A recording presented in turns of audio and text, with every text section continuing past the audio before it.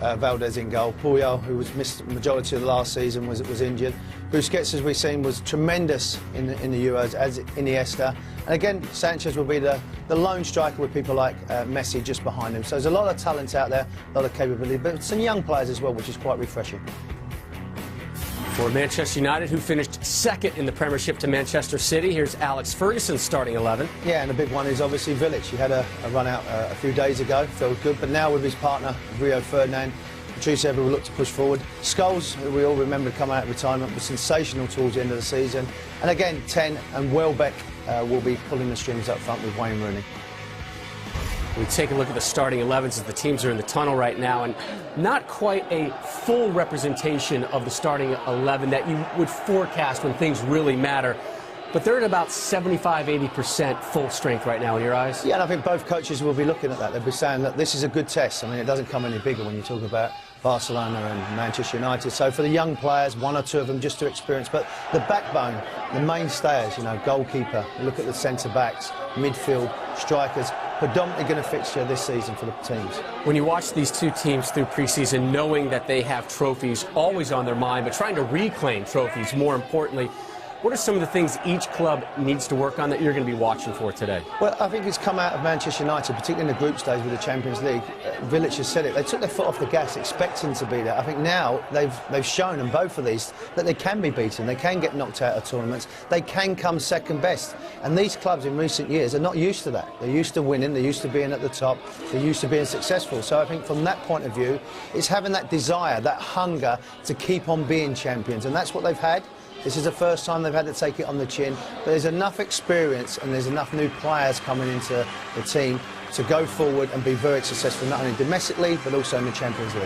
Very interesting to see how they are approaching their actions this preseason. Manchester City, Real Madrid, the teams to beat, ideally, for these two clubs as they get set for their campaigns to open up. La Liga and the Premiership right around the corner. Of course, Premiership right here live on Fox Soccer and Fox Soccer Plus all season long. Wayne Rooney in the starting 11. Valencia playing an outside fullback today, as he did in their last preseason warm-up. Big addition back for Barcelona. Puyol back from that injury, and Vidic back. Speaking of center backs back from injury, Vidic back from Manchester United. We talked that both of these teams have done slight moves in the transaction department so far, but getting Vidic, getting Puyol back, that's equal to a big-time signing for these clubs. And particularly where they play as well, being at the back, being at the heart, and being captains as well. So again, Village was a huge loss for, I think, Manchester United, psychologically, but also on the field. I think it gives them that leadership quality that they missed towards the end of the campaign. Puyol is a great competitor. We talk about Barcelona, their style of football, but also he's a player that puts his foot in, very determined, very strong, very robust. So they've got the capability, so having them players, and as you rightly said, Rob, they have been subtle. There's been one or two additions, but I do expect both of these clubs to make at least one. Van Persie probably will be on a list for Manchester United, and obviously with Barcelona. But don't forget, you know, Barcelona have got David Villa, that's been out a long time, not involved at the moment, but he's like having a new player as well. Villa with the team unavailable for the friendly today versus Manchester United. And Barcelona, not exactly an easy preseason as far as the games they scheduled, and their new manager, Tito Vilanova, he wants that. He says, I want to test my guys during the preseason. They did that over the weekend in the French capital as they took on PSG, a team that has not been afraid to spend the money this offseason, and one of their newest signings was impactful here. But first, in the 7th minute, PSG giving up the game's first goal. Sergio Roberto finding the back of the net. 53rd minute, penalty kick. Guess who? Messi. 2-0 Barcelona. 59th minute, though, PSG. Lavezzi fouled in the box. There he is, the big money man. Ibrahimovic takes the penalty. 1-goal game in the 60th minute. 82nd minute, Zoumara Kamara. Strong header. Game ended in regulation, tied at 2. Went to penalty kicks, and PK with the winner. And we are set now for kickoff. Manchester United set to square off with Barcelona. Beautiful conditions, and we are underway. Rob Stone, Warren Barton here with the call for you.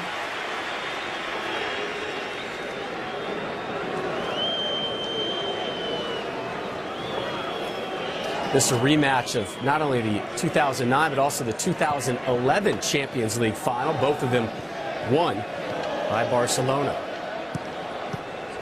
Yeah, I'm just refreshing on that, Rob. I think they do. Barcelona do have this, if any club in the world over Manchester United, this phobia, the psychological problem that United have had. They found it very difficult to play against them, as most teams do, but you expect that United be more defensive when they've ever come against Barcelona, which is not Sir Alex's way in Manchester United. But we look in midfield with Anderson and Scholes. They'll be looking to get close to Busquets and Iniesta, if possible. Looking down the left side is Barcelona. Sanchez laying that one off. First time effort, and no problems there for David De Gea. De Gea, slow start to the Premiership campaign. A lot was put on him, but second half, really after the new year, he really started to earn his paycheck and became really one of the top keepers in the Premier League. Well, I was one of his biggest critics when it happened. The goals that he was conceding, he doesn't seem to have that physical presence. Yes, he's young, but when you go to Manchester United, you have to handle that.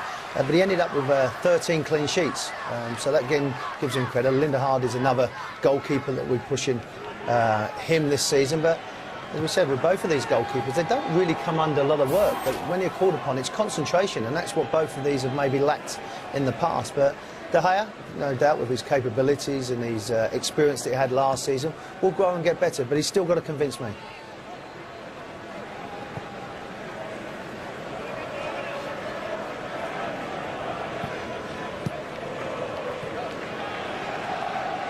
Again, Barcelona trying to probe down that left side. Mascherano switching things up.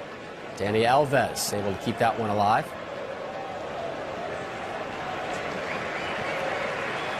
I think also what you talk about with Barcelona, the way they not only move the ball, obviously, in the movement, but they transfer the ball quickly. If you can go from left to right quickly, a diagonal ball, and Sir Alex Ferguson will know that. He's come across these, and again, he's very determined, very focused this season, because again, we're talking about it, he doesn't like coming second best.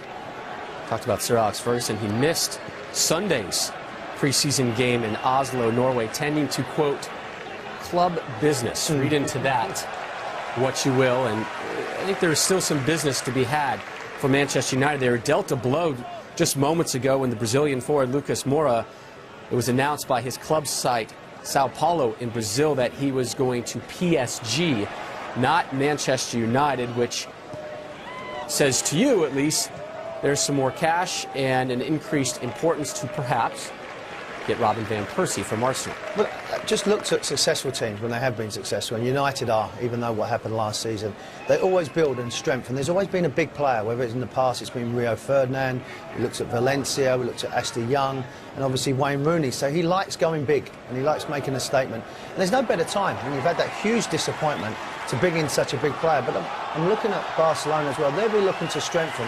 People say where. I think centre-back could be an area where they could strengthen. Messi, double teamed and loses that one. Scholes, the man that finally took it away from him.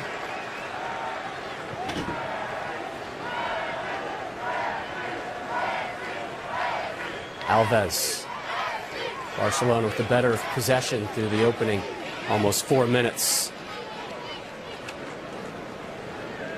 Busquets getting it wide. Iniesta continues it.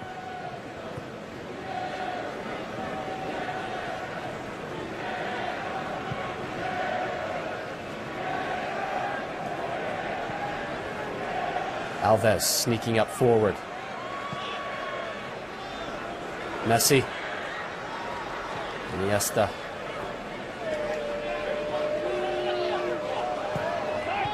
Rio Ferdinand.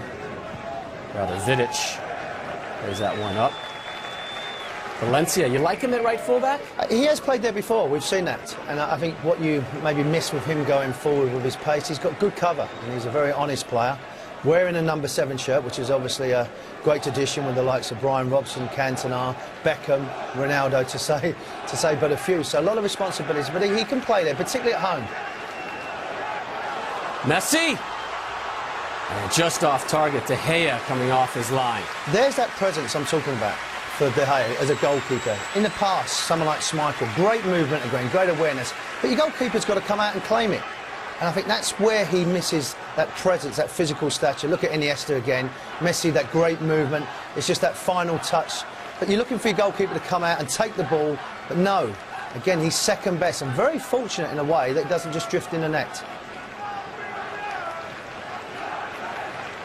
Them two have a great understanding. I mean, we talk about the coach and the shadow that he's had to come into, obviously, but he knows the club, he understands the philosophy, and they respect him.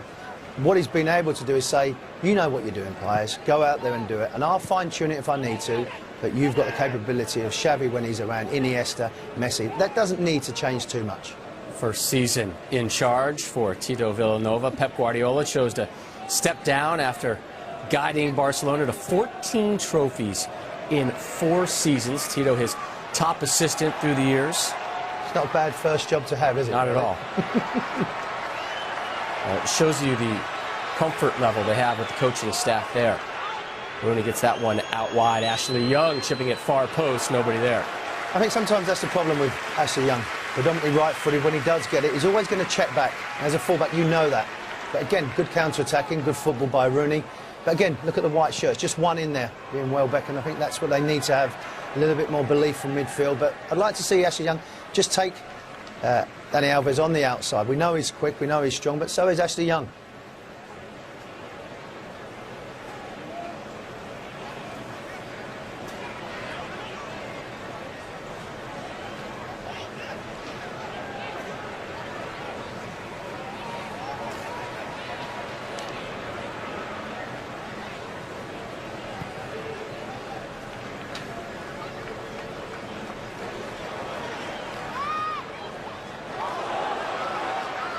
Sanchez trying to turn it.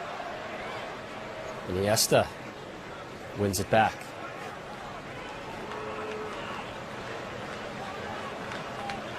Dos Santos. Alves. Not sure if that was having a go or the cross slightly got away from him. Well, Alves as he is, he's not too scared to have that attempt. But again, the way they shift the ball from left to right, you come over as a unit, and it gives Alves some time. And as outrageous it may seem, he's quite capable of doing that, Dani Alves. One of the best assists for particularly someone like Messi. 2 goals, 11 assists in 33 La Liga games last season for the Brazilian international. Brazil set to take on Mexico in the Olympic gold medal match in a couple days.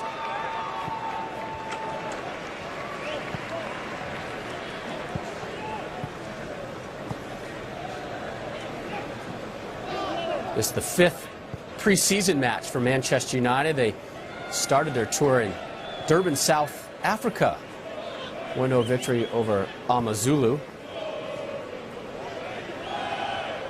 Again, going back to that, Rob, watching the games and seeing them, and they've done well. They've done, you know, the capabilities, and the fitness is important, and the tempo and the manner of the game, which they like to attack. Only 3 goals in 4 preseason matches thus far for Manchester United. Not a huge concern yet, but it may become that.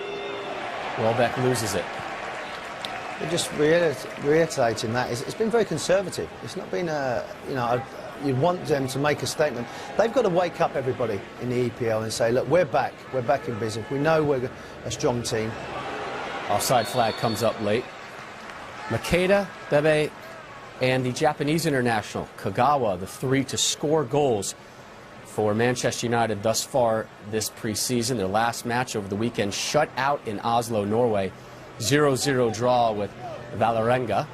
And up next for them, August 11th in Germany to take on Hanover. And then it is focus time for the Premiership, and they start the campaign on the road at Everton. We were saying as well with Manchester, first time for the Community Shield. They haven't been involved since I think about 06, 07. So it's so they'll be watching, and they'll be a bit frustrated that they normally have the season opener at Wembley to show off and flex their muscles, but I suppose the bigger prize for them is the domestic trophy. Ashley Young with the foul.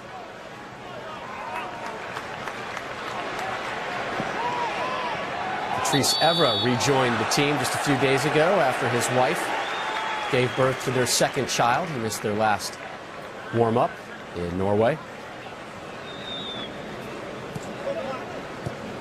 Sergio Roberto, younger brother of Thiago, who's leaning towards representing Brazil at the international level. His brother represents Spain. Interesting household during the holidays. There's two countries you're going to represent. They're not bad.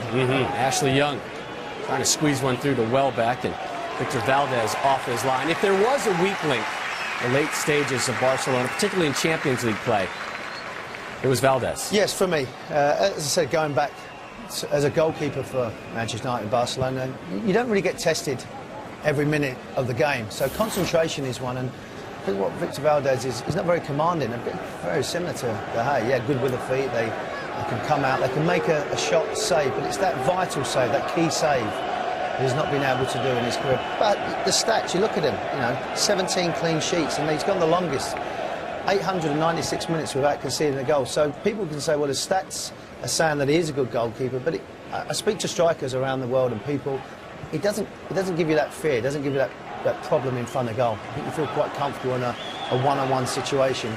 But, as we've said, you don't often need him, particularly at home in the early stages of the Champions League. But there's no doubt that is an area that they could maybe strengthen with. Jose Manuel Pinto, his backup.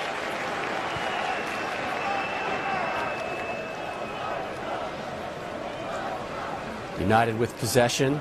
Their first trophyless season since 04-05 last campaign. And we talked about subtle moves. Nick Powell, a big gamble on the youngster, bringing him in, and Shinji Kagawa, who we may see in the second half. A chance here for Barcelona to get on the board, and powerful shot just off target. And for me now, Rob, at the moment, Manchester United, they're squeezing as a unit on one side, but they're leaving so much space on the wide areas. Nani's not going to track back. It's a decent effort if he takes it earlier, but Barcelona suck you into an area, and then they move it quickly, transfer the ball. He's far, should do better. Got to go across the goalkeeper. His first touch wasn't good for the young player. There's Sir Alex Ferguson. Christian Tello with the opportunity there. That was wide of De Gea.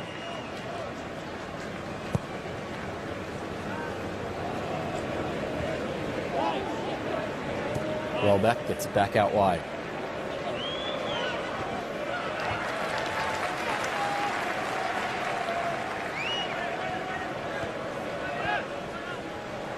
Scholes.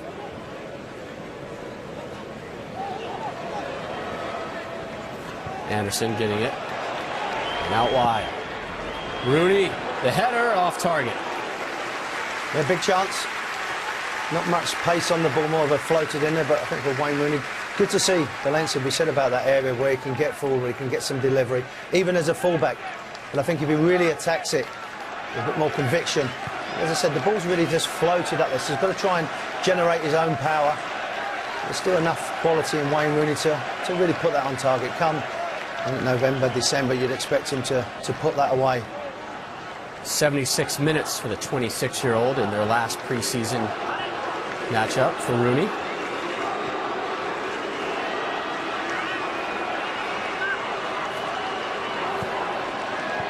Messi gets it back and then loses it.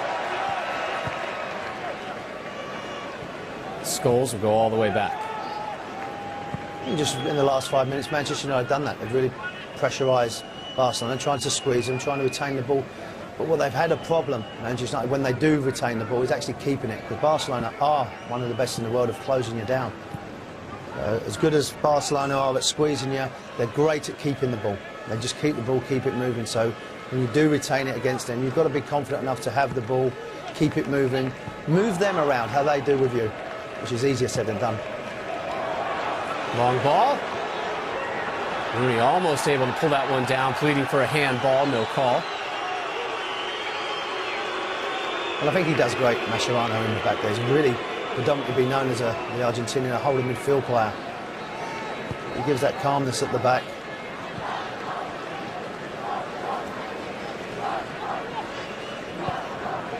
Mascherano, 97 appearances in all comps since joining Barcelona from Liverpool in August 2010.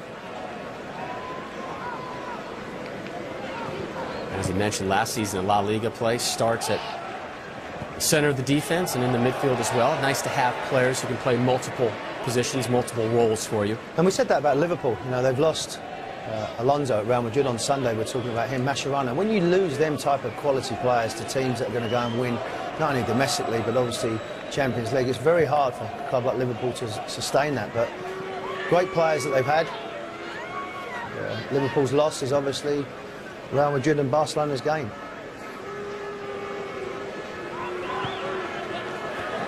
Alves volleys it. Messi, pestered by Anderson. Slight contact, enough to earn the foul. Well, that's what Anderson's like. He's trying to chomp at his ankles there. He's just got to give him the respect. You can't. He's going to have the ball. He's going to move around. The time he pulls his shirt, it's a cheap free kick to give away, particularly in this type of area. But there's the handball that we're talking about. And Mascherano, it's a tough call for the referee. So I'm looking at this, Rob. You're saying the referee, it's obviously Barcelona want to take it quick. Why do you have to wait till the whistle? I know you have to ask the referee, is it okay? But if you see an opportunity as a player, you haven't always got to go around and say, ref, can we just wait by your time? Do we have to see this? You can say to the referee, just let me play. Just let me go, and then you have to have the advantage as the team with the ball. Rules are rules. Three-time World Player of the Year, Lionel Messi, soon perhaps to be four-time World Player of the Year, settling over this free kick in the 17th. Off the wall. An out-of-camera shot. Iniesta trying to win it back, and he does, and a whistle. I think also with the crowd as well. You look at the crowd, and it's probably, when Barcelona play anybody, there's probably 80% of their fan base here. There's Puyol, is what he does best, very strong. Just arches his back there, free kick on Patrice Evra. But normally when you go to a stadium, it's predominantly Barcelona fans. Or if United go, it's predominantly United fans. But what you hear now is two clubs at 50-50. They're trying to generate the whole world of supporting their clubs, having their shirts. It just shows you the power of these two, the money that they generate. Messi, double teamed and loses it. Anderson with the key defensive effort there. Foul right in front of the official. Easy call there.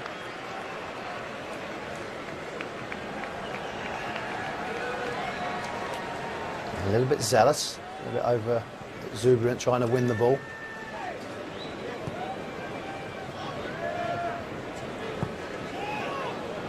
Scholes.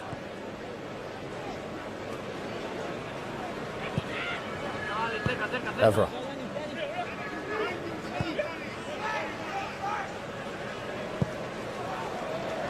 Beckham-esque long ball down the right side. Driven shot just off target. Well, that's good. That's that diagonal ball that we're talking about, and one of the best in the business. Paul Scholes has been doing it for well over a decade. I think Paul Scholes will say that's my type of ball. No, don't worry about Beckham. I've been doing that for years. But this is better by Nani. Again, very positive. We've seen him sometimes just dwell on the ball too long. But he's quite comfortable, left foot, right foot. But Paul Scholes coming out of retirement. 4 goals he got last season, and nearly made a dream by winning the league again. But a tremendous player, one of the best I've ever played against. 4 goals in 17 Premiership games after coming out of retirement in January of 2012. Then there was talk that perhaps he should be representing his national team as well. Not just starting for Manchester United, but then moving on back to the national team camp. Tells you so much about the quality of that player. Well, also Mancini said it was desperate, wasn't it, to bring him back. And unfortunately for England, he didn't actually get a call, which would have been superb, because he can keep the ball. Rooney. Sliding tackle. Beautifully won by Mascherano.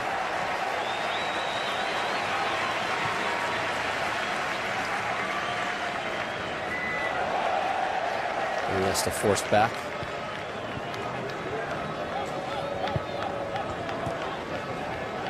They do it so well. I mean, Barcelona, the way they just pass the ball simple. The first pass is predominantly the easiest pass. It's the way to pass as well. If he's right-footed, they put it on his right foot. All these little instruments that players do. You have a split second to do the way to pass, the length of pass, and they were able to do that so well, so comfortable with the ball.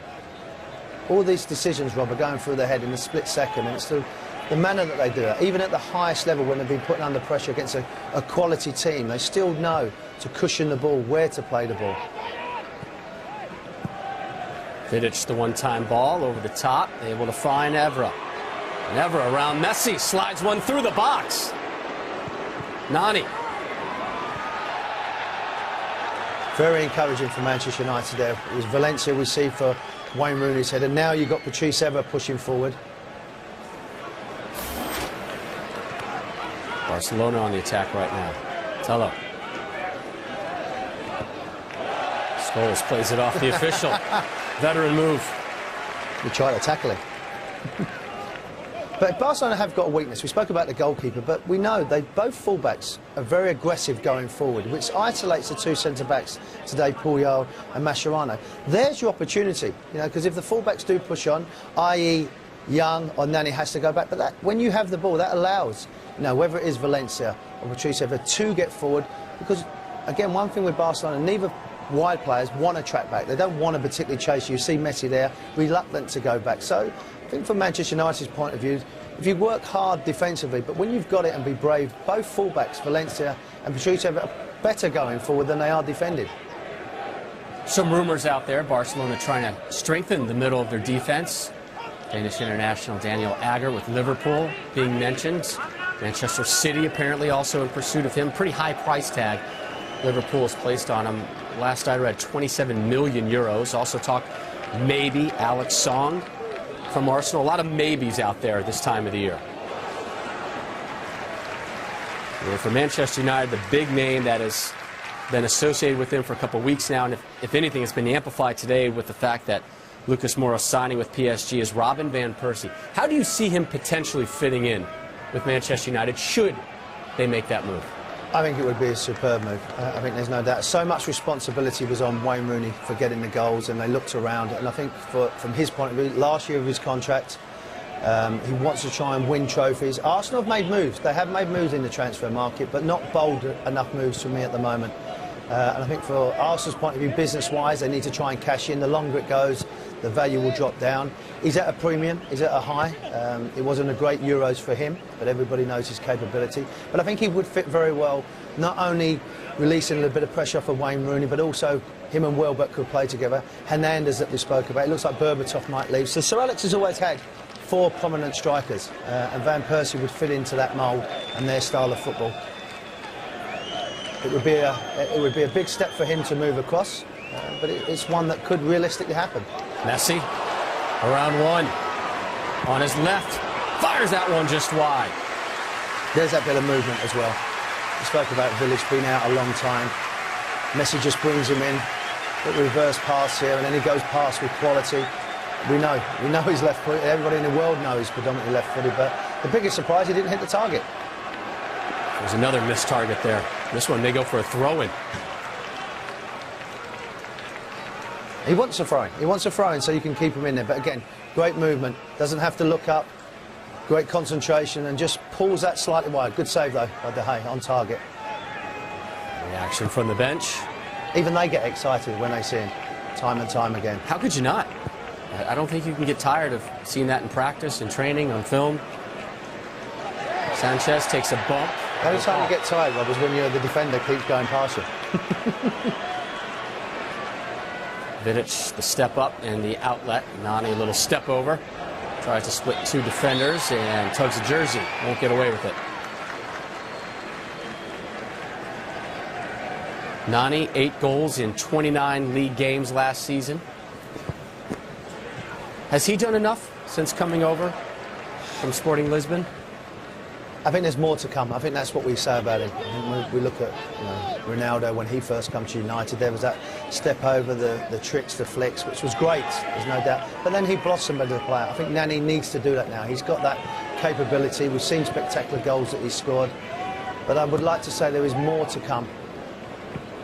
He's still a young man. He's still young. I think he still has the opportunity. He feels like he's a regular now. So confidence is a big attribute to his game. He wants to feel that he's cared for, that he's going to be the main player. And I think now he's got to say to Alex Ferguson, I'll give you consistency over a long space of time. He started all 5 games at Euro 2012 for Portugal. 13 goals in his international career.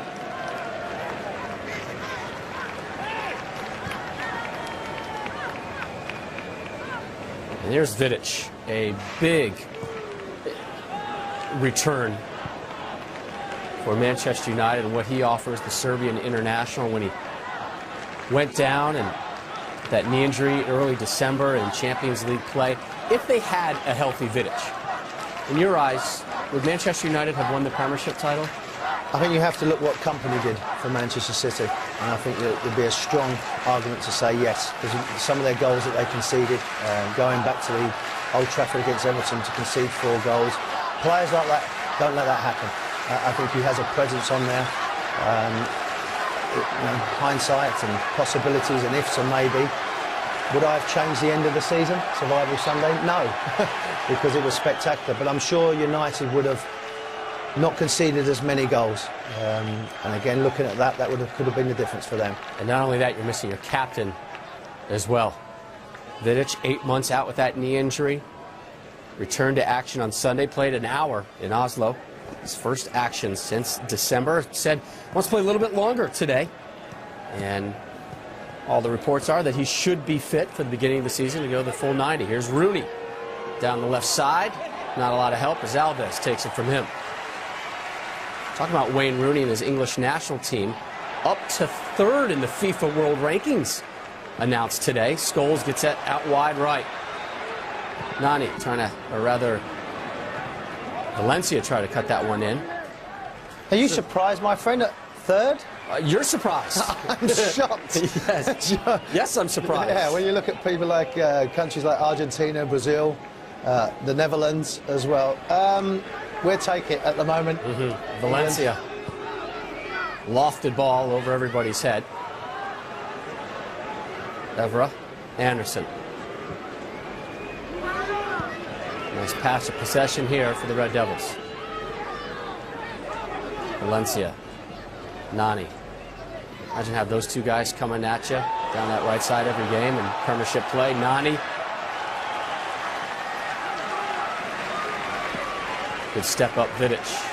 Goes out of bounds. Yeah, I think it's very good. I think Nani's showing a little bit of confidence, some skills, so Alex Ferguson will be pleased. That's what he wants his offensive players to do in the final third, is go and express yourself. No matter who you're playing, if it is Barcelona, you've still got to have that capability to be confident in the final third, particularly when you're in that penalty area. It's difficult for a defender to put a tackle in. Rooney trying to get that one back. Sliding denial by Busquets. Iniesta.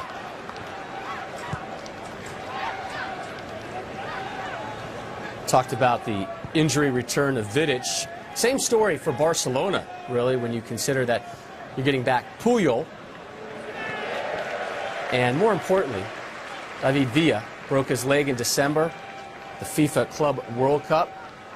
Missed the second half of the season for Barcelona. I'll ask the same question to you that I asked about Vidic. If you had a healthy Villa, is Barcelona the team that wins La Liga instead of Real Madrid? It's another tough call as well. I think you said there with Puyol at the back, but definitely the striker. Sanchez did reasonably well. I think there's still more goals and still better times to come from him, the Chilean international. But I do believe he does give you that cutting edge. David Villa, he's a player that suits their style of football. They're like when they had the very successful time with Eto'o, was an out-and-out figure as a striker, a lone striker with the rest around him. Never too much on that one intended for Young. But don't you think it would be boring if it kept on being United and Barcelona? That's why, you know, City winning, Real Madrid, it's made them more confident in their final third. We've seen PSG, they're going to be strong in the Champions League. So I think it's healthy for the game. You know, injuries are part and parcel of the game and consistency. But a valid point, a healthy team of Barcelona and Manchester United probably would have won their own domestic trophies. But as they've done in the past, both of these, you take what you can. Nani losing it, and here comes Barcelona. Messi in the middle of the park lays it off. Iniesta, and they get it wide right. Alves. He's really been pushing forward from that right fullback spot all day long. Well, Dominic plays as a wide player. Dani Alves, it's very rare you see him defending. That's why he's got so many assists. Iniesta is looking for Alves.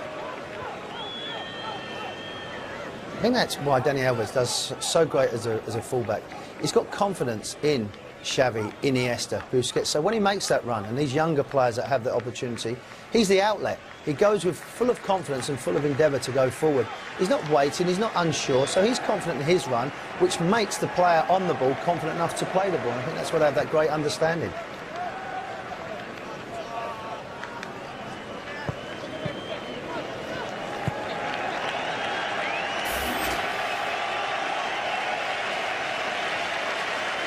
Scoreless through the first half hour.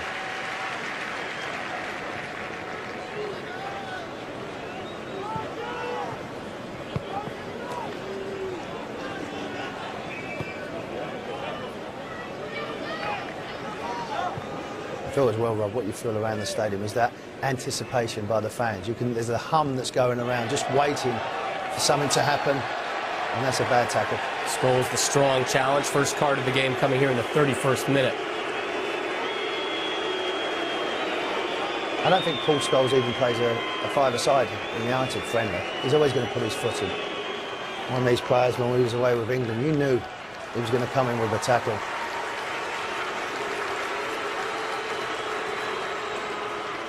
And there's just the touch anticipation. Yeah, the foot's high. It's a yellow card. No questions asked. He knows. But great credit to him to come out of retirement, to play the level and the consistency that he did. A very modest man, just gets on with his game, understands what he has to do as a player.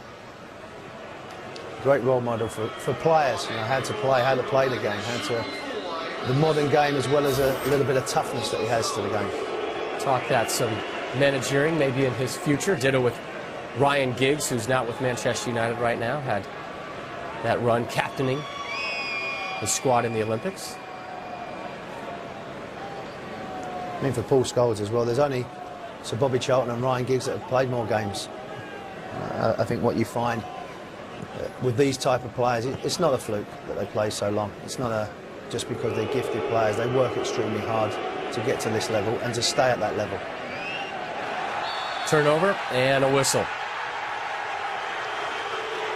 But what we're getting now, a little bit of, as I said, pride. You know, Young's not going to let Dani Alves have his way. Pulling the shirt there.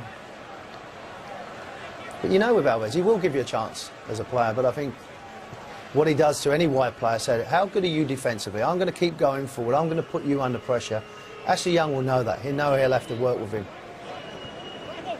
Sanchez gets it to Messi. Or rather, Roberto. Here's Messi. Can he get it back? He does. Oh, sublime touch.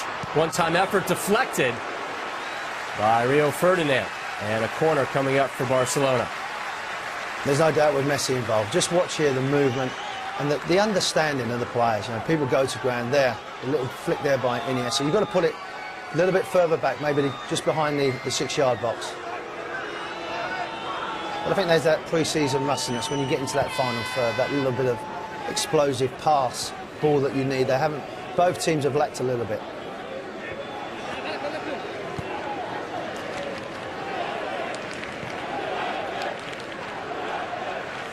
Mascherano. Roberto. Alves. Closed down by Young. Loses him. Scholes is there. Can't maintain it. Sanchez.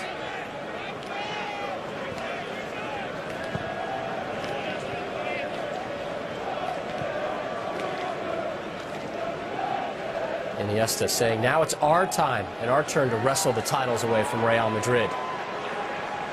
Big focus for both of these clubs, getting back to the top. And Champions League play and their league. And there's no doubt that's why Anderson and Scholes are in that middle area, because it does they have to get tight. They work well together. So when Messi does get it, they're both snapping at his heels from front and back. Backdoor cut from Iniesta. Messi stoned by De Gea. But the offside flag may have been up late. Yes, it was. De Gea didn't know too much about it. Again, with a timely pass and correct decision again by the assistant. All been played in, but De Gea didn't know too much about it. But I think from Barcelona's point of view, I think you've looked at Sir Alex Ferguson being at Manchester United for so long. From their point of view, Barcelona, when the coach left, Guardiola left, it was a sensible return to have the coach staying there. Because if you do bring another big name, and it had to be a big name to go into Barcelona, they might start changing the philosophy, because you see these young players coming in there, even when they're 11, 12, 13, they all play the Barcelona way, which is encouraging. Now, if a new coach comes in and changes the whole dimension of philosophy of the club, you're going to get a problem internal.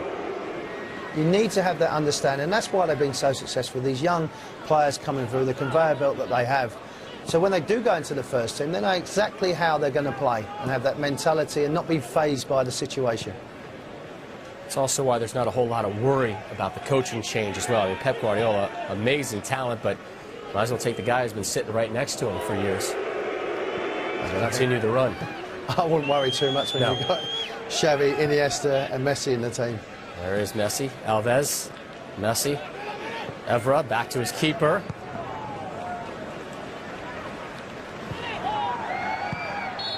Over the back, delayed call there. Adriano earning the whistle. There's Iniesta.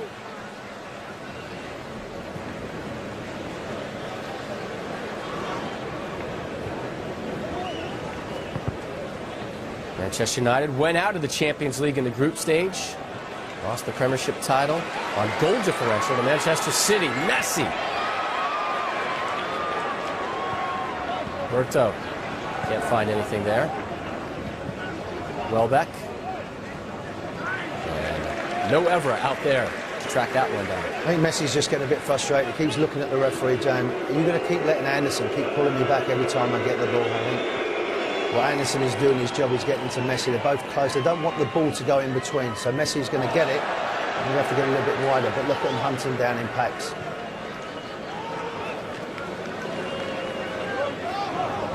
Iniesta stood up in the box, blasted out by Welbeck.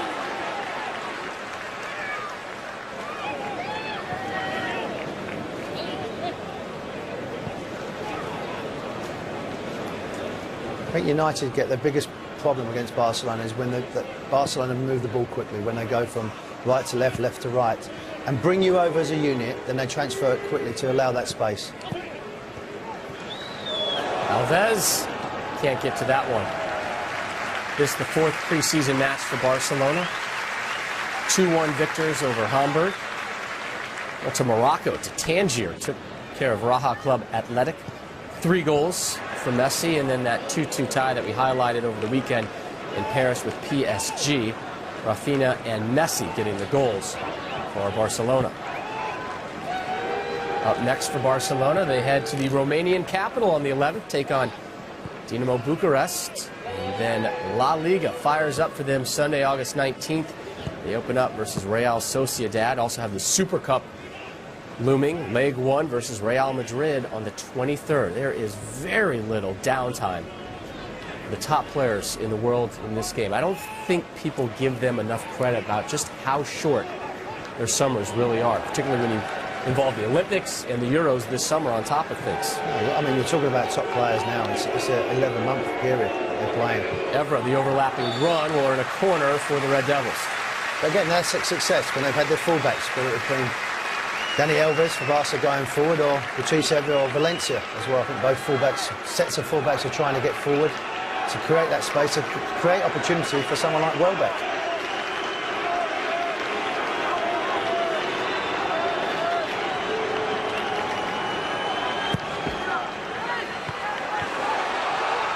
Loose ball in the box. There'll be a goal kick coming out. He's not convincing, is he, Valdez? The ball comes in there, he looks at the referee, either catch it or punch it.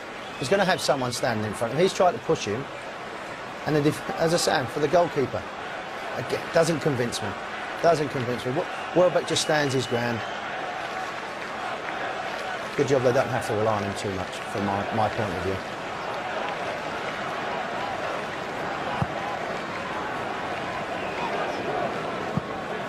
You don't have to rely on them too much, but when you need them, you need them.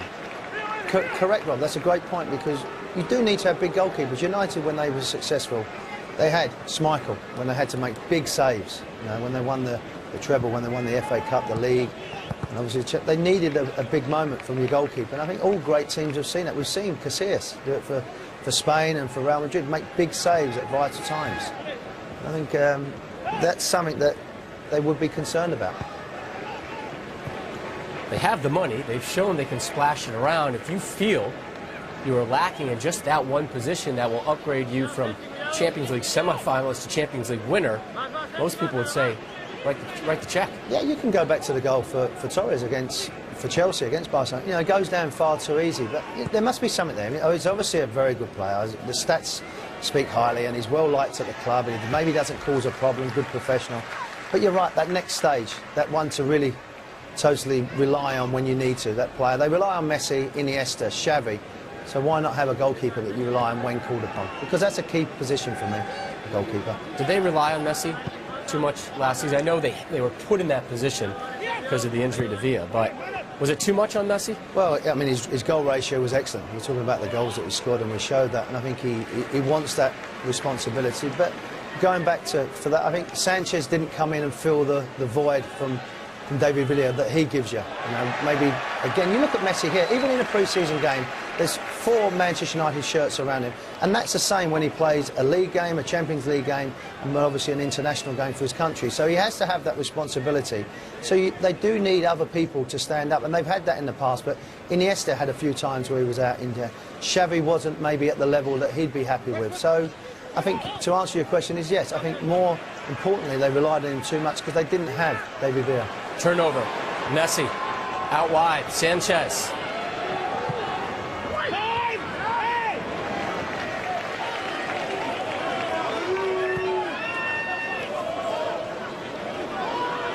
From distance, skies over the bar. Harmless effort. Not like a Brazilian to miss the target, definitely. Adriano missing there. As again, I think United will be quite happy to let the fullback from that distance have a shot. I think they've handled that area reasonably well.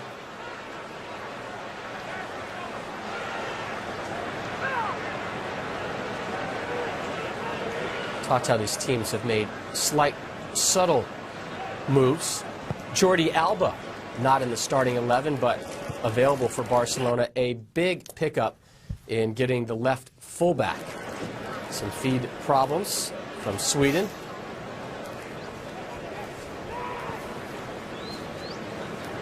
Messi. Still Messi. And Ferdinand there. Young pestered and will earn the kick. Alves the foul. I think them two have had a good battle. And you look at Messi when he drives forward, the best of his generation. We'll speak about it here, but the capabilities, the technique, also the agility that he has. He rides so many tackles for me so well, and the strength for such a small guy. You and I saw Cristiano Ronaldo in action live Sunday in Vegas for Real Madrid. Who is the better player in your eyes? The better team player, in my opinion, is Messi. I mean, he has a great team that evolve around him, and I think what Messi does is put the team first. I think whenever you hear an interview, and I think with Ronaldo, what it is, and we see it the other day, and it would frustrate me as a player, an ex-player. It's a little bit the razzmatazz that goes with it. I mean, there's no doubt, and I said about his record, Ronaldo as a player, and his capabilities, and he's an icon of his generation. But I think Messi will give himself for the team, for the cause. I think maybe Ronaldo's reluctant to do that. The team have got to give himself to him. And I think that's where Sir Alex Ferguson thought it was good business to let him go. Man United maybe haven't hit the heights of what they had with him, but there's no doubt of Ronaldo as a world-class player. He's definitely him or Messi. People have this question mark, who is the best? In my opinion, it is Messi, because he's more than willing to sacrifice. When you talk about the greats, when you talk about the likes of Pele and Diego Maradona, as much as they were superb individuals, they did their bit for the team. Closing minute of the first half. Who's had the better play in your eyes? Well, I think we've seen Barcelona dominate possession. I think we've seen them have that fluentness. But I think what United have been able to do is maintain that and then be a little bit more bolder in the final third. So I think it's what we expected from both teams, but just that little bit of quality in the final third has been lacking. Nani. Tripped up, no call, yes. Penalty here in the 45th. I think the look says it all. He knows exactly. Inexperience. And here with Nani with his ankle. There's no doubt. There's no doubt. The ball's laid in. That's what he does exceedingly well here. And he just lets the ball go, and there's a trailing leg. It's clumsy. It's inexperience. You just got to stay on your feet. As soon as you go to ground there, the body comes through.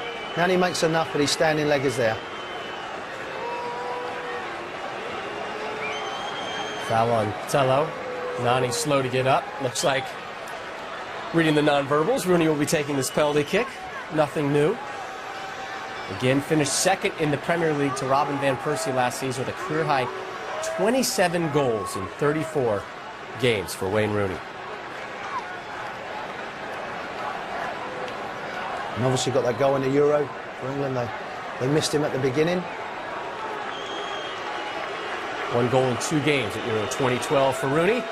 And here's the English international trying to put his club side up on Barcelona in first half stoppage time. Save! Rebound! Off target. I said that about Valdez, didn't I? That's right. Comes up big when he needs to. Big saves. But again, just not enough conviction on the ball. Goalkeeper does well, guesses. It's a nice height. It's not in the corner. It's a comfortable save, but that will be disappointing for Rooney as well. The second time, he's just trying to whip that into the corner. Valdez, correct, big save. Maybe it's a 1 for the season for Valdez. And that is how the first half will conclude. Sir Alex Ferguson with an opportunity to go to the locker room with the lead. But it's that man, Valdez, a huge save in stoppage time, denying Rooney. Barcelona, Manchester United, 0-0 at the break. When we return, first half highlights, and we'll talk the U.S. Olympic women's team. Rooney off target not once, but twice there in the closing minutes of the first 45.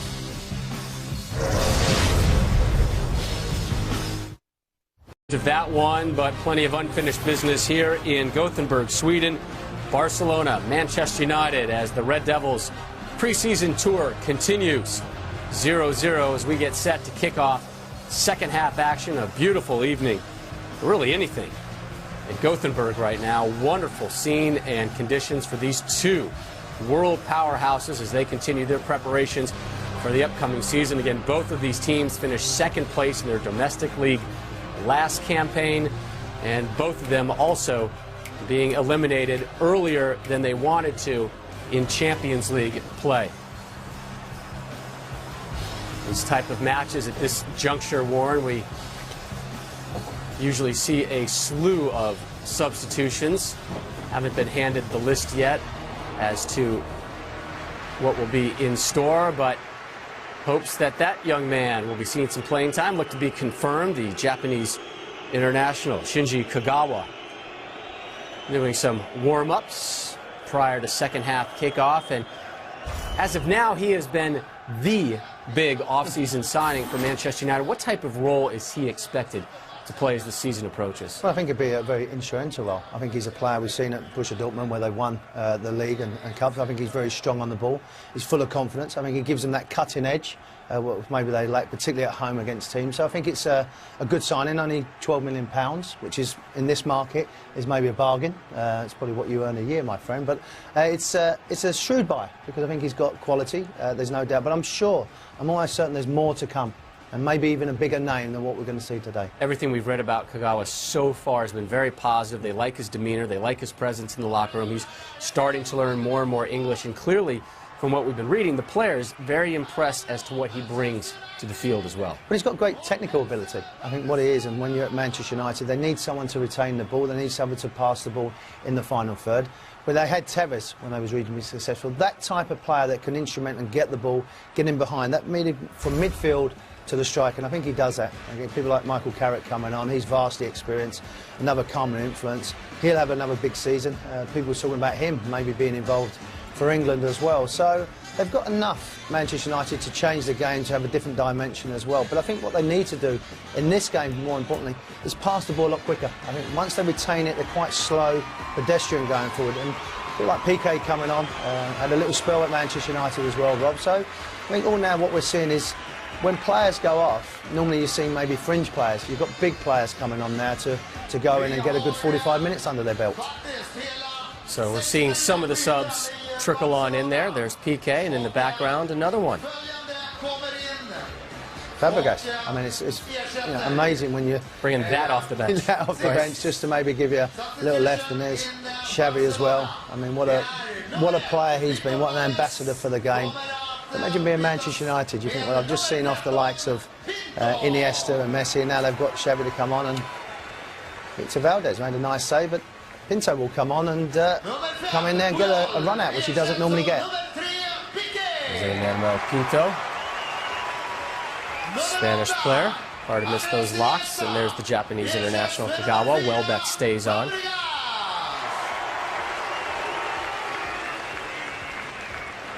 Pedro as well. I think the system will always stay the same. The system, but the personnel can change. But again, you're looking at the quality. We spoke about PK, Fabregas, and obviously Pedro on this left-hand side. So they've got enough capabilities to change the format of the game. Pedro being announced in the background.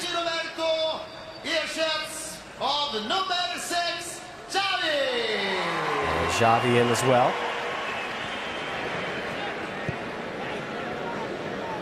Sort things out to see who is left and who remains.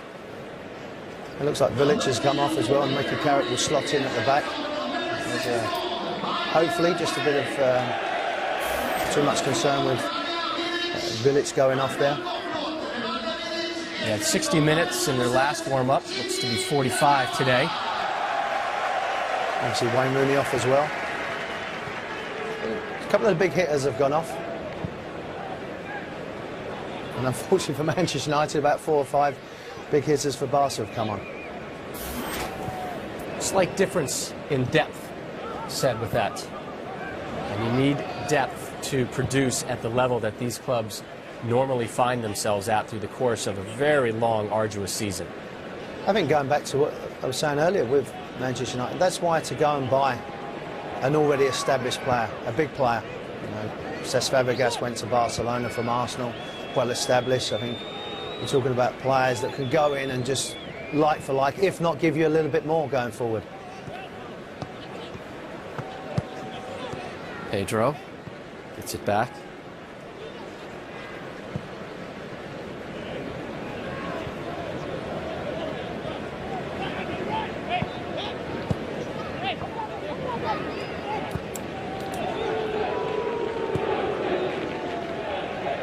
Adriano. Pedro.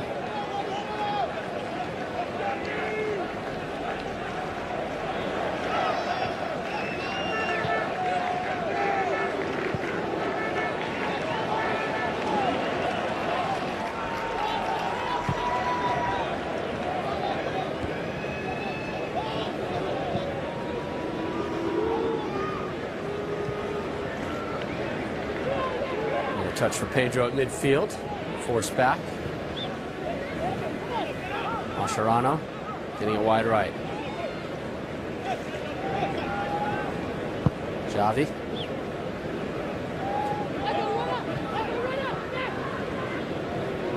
Talked to Real Madrid manager Jose Mourinho the other day, and he said the top teams, be it in England or France or Italy, would do no better than third in Spain behind Real Madrid and Barcelona as Carrick plays that one back. Do you agree with that sentiment? Well, I think it's hard to argue with the special one in that respect.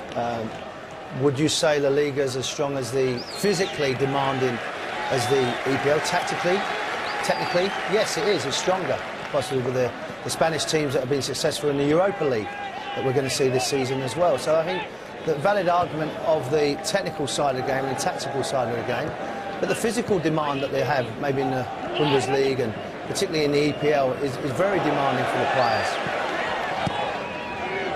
Driven ball laid off. Kagawa already has 1 goal in the preseason, almost 2. Great save by Pinto. Good football as well. Like I said with Manchester United, a lot more explosive in the final four, a lot more endeavour going forward. We see here, and then it's a very strong, cuts the ball back. It's a good layoff by Welbeck. Thought he was going to hit it first time. He's just trying to guide it into that net, but the goalkeeper does well, has a good sight of the ball. First corner of the second half. Short one.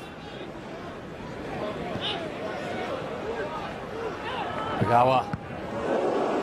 Pinto has had been awfully active the opening 3 minutes and change, and nice second half start for the Japanese international as he gets that one down the left side. Yeah, as I said, he's looking busy, he's looking lively, but very positive as well. Technically, we know he's going to be very sound, and there's a good eye for a pass. Again, just 3 preseason goals thus far for the Red Devils. Headed out by PK. Scholes. Evra. Nani.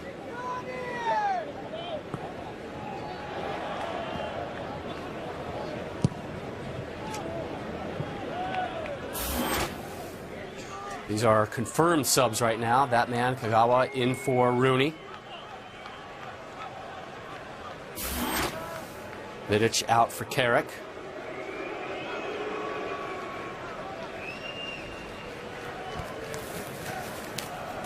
So some slight tinkering by Sir Alex. Yeah, I think what we've seen there is a little bit of cautiousness over Wayne Rooney, obviously been away in the Euros. Pedro lays it off. Fabregas unable to cleanly control that one. Nani gives it up. Pedro down the left side.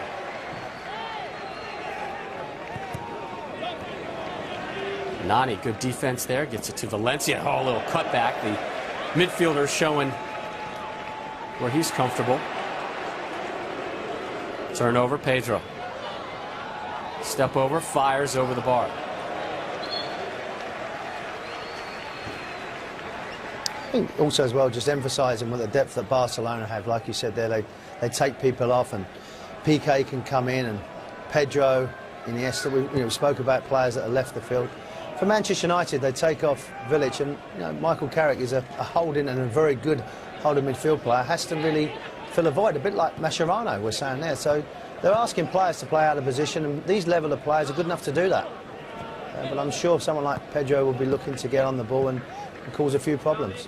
Phil Jones unavailable for Manchester United today. Some back spasms, sent back home. I think he'll be able to sort that out.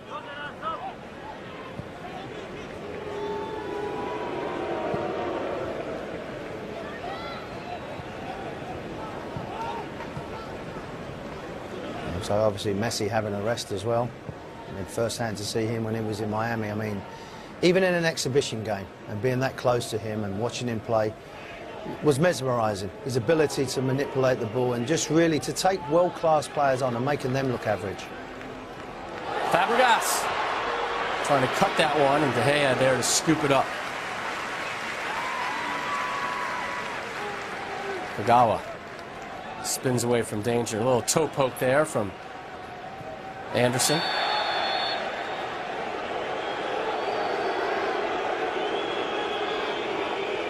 Good referee in there, just calm down. Busquets with the foul. I think if Ashley Young goes down and makes a point of it, he gets carded like Paul Scholes did. Only card in the game came the 31st, and was to Scholes. Deserved yellow.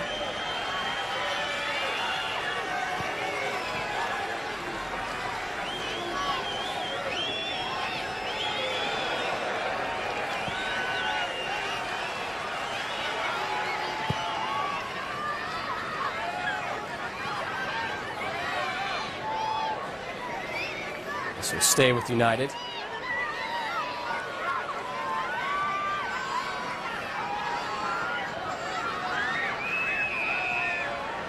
Carrick, Ferdinand. Rio Ferdinand with an interesting tweet the other day to his Jamaican mate, Usain Bolt, the 25-year-old Jamaican who won the Olympic 100 meters. And Bolt, as ever, rolls clutching his left thigh. Yeah, definitely collided, Dani Alves, and whether it was the thigh or the knee into Patrice Evra, but both players' eyes on the ball. But just watch here, look, there's the knee, goes into his thigh, maybe a dead leg. With Charlie Horse, yep. Some of the Barcelona stars grab some skin as they walk down. Iniesta, Messi. You go back to Bolt, and Bolt, a lifelong Manchester United fan, and he said his dream is to play for United one day, and Rio said, let me see what I can do. Let me see if I can put in a word. And Wayne Rooney had a comment about it as well, as Messi waves to the fans. And what a remarkable talent on and off the field that young man is. Carries himself so well. Yeah, very humble.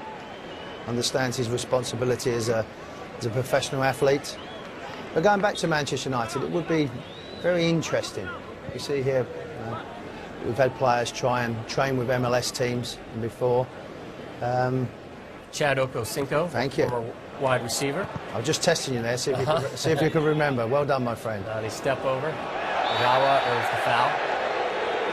He says, Bolt does, that he's an accomplished soccer player. Yeah. I mean, we can all say that, right, Warren, at some point. At what level? We've been accomplished at some point in some game, but speed is a wonderful attribute to have, and it is intriguing, and it is enticing just to think about the possibilities of just having a guy that fast on the field. Is it really that beneficial? Speed is everything in any game, and in most sports as well, predominantly. But you've still, I've heard about... You have to use it right. Yeah, you have to use it right, but also, don't forget, we play with a ball. You have to be able to control that and pass the ball as well. Do United need a publicity stunt? No. Does he have to be a player at the highest level? Yes. I would see this being that he would come down and train, and I hope they would do it for charity. But I can't see Sir Alex Ferguson just taking someone on speed alone. There's no doubt about that. But it would be very interesting to see what he would be like playing at Old Trafford and having that. I played in, actually, just reminded me of that, I played in exhibition game out in Barbados with a great cricketer, Brian Lara.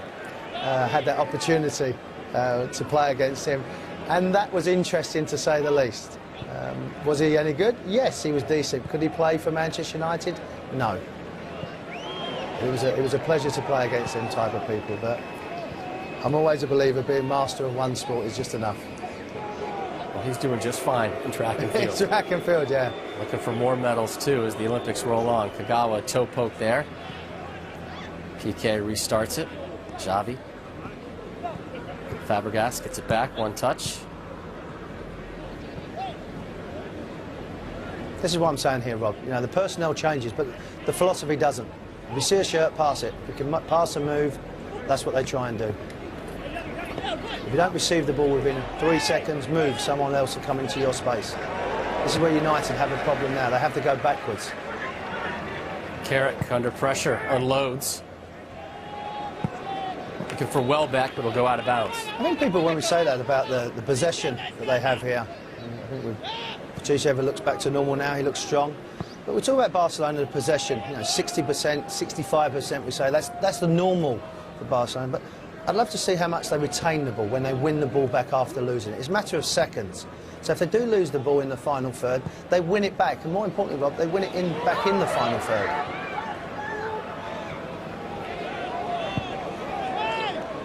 Once he handled that one pretty well. Gives up possession eventually, but closed things down when he had to. Hear the boos for Busquets. You just keep having one touch. They soon get bored of that, the fans booing in one time. Oh, beautiful one touch there by Scholes. Maybe a handball by Kagawa. He didn't whistle it. Deft little chip. Alves fakes the shot, lays it off. Xavi. Nice cutback on the right. Ben's too strong and too tall. Adriano with the effort there. Yeah, Adriano, he does like to come in onto his right foot, but he has better options sometimes, you know.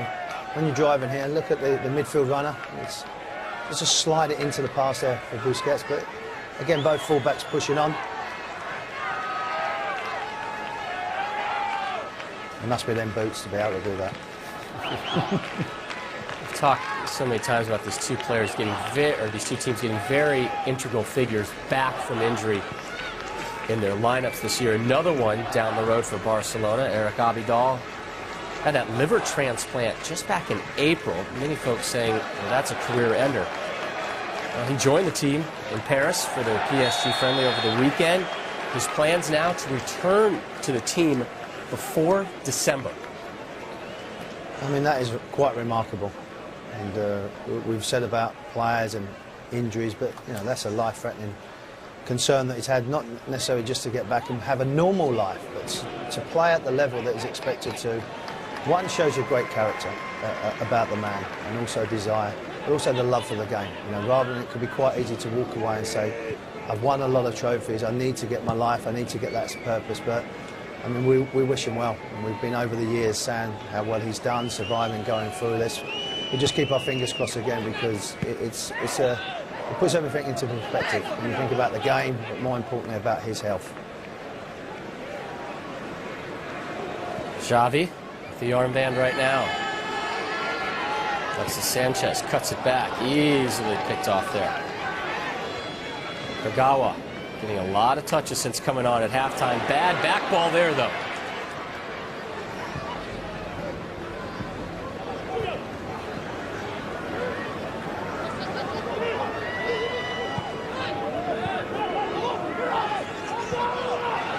Through ball in the box, cut back towards the spot. Ferdinand able to get some of that. Not the prettiest of clearances, but enough to do the job for the Red Devils. Yeah, you can see Ashley Young, they're furious with Patrice Evra for switching off. The little ball sliding in behind. That's where the concentration comes. Pre-season now, players are getting into that hour mark where they've played a little bit of fatigue. And the first thing fatigue goes is... De Gea with the save, but the flag was up. Now look at Rio. Rio's saying to him, to Patrice Evra, you've got to stay in your position. You've got to come round. Look at it there. Good call again by the official, and it's Dani Alves pushing up. But that's when you have to be narrow as a back line.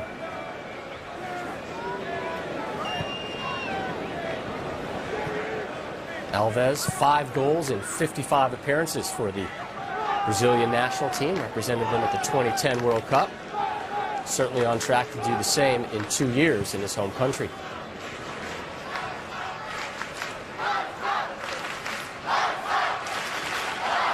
Here's Scholes. Nani. Kagawa laying it off. But one back by Barcelona. Pinto, who was very busy in the opening stages of the second half. There's that one out wide.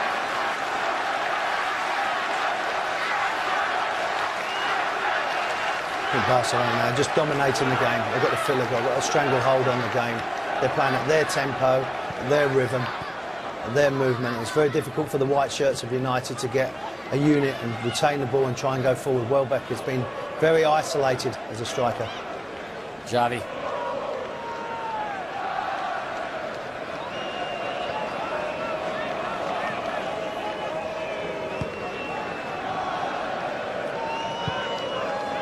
Switching things up, Alves. Young on him. Kagawa now for United. Welbeck. Mascherano closing him down. Nani. Not a lot of support there for Nani.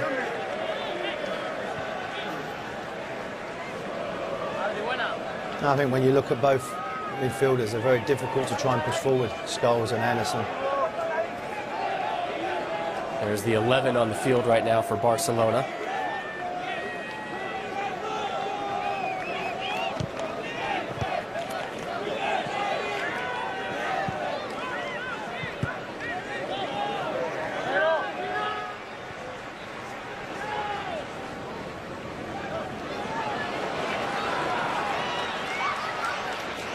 Alves continuing his run. Beautiful ball. Sanchez. Kick save. And Evra's there.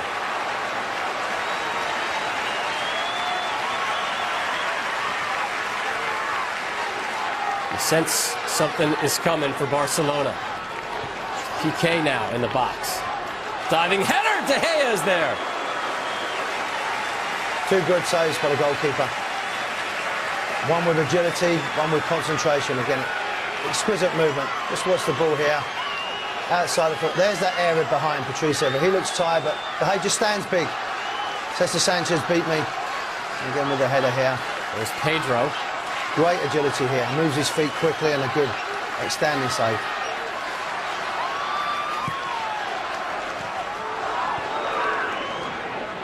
PK. Slight slip. Alves.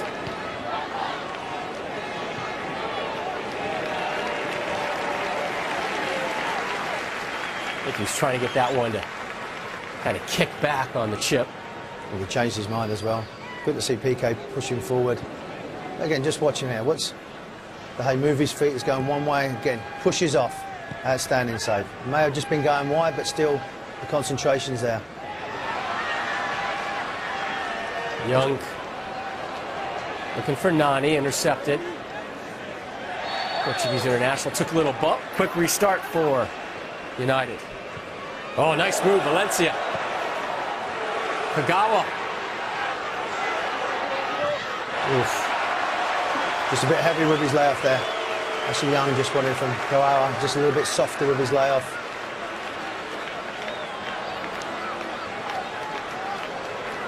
Some young subs for Barcelona.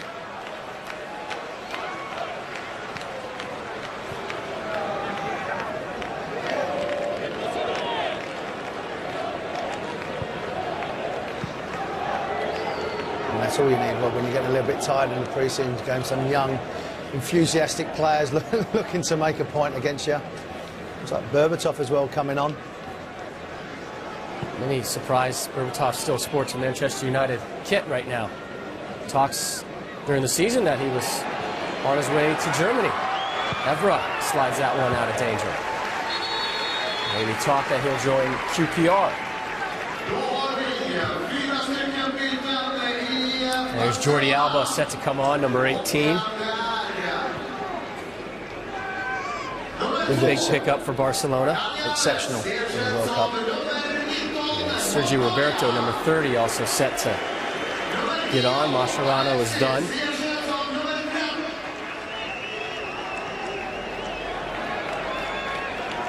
Marc Bartra, number 15 on.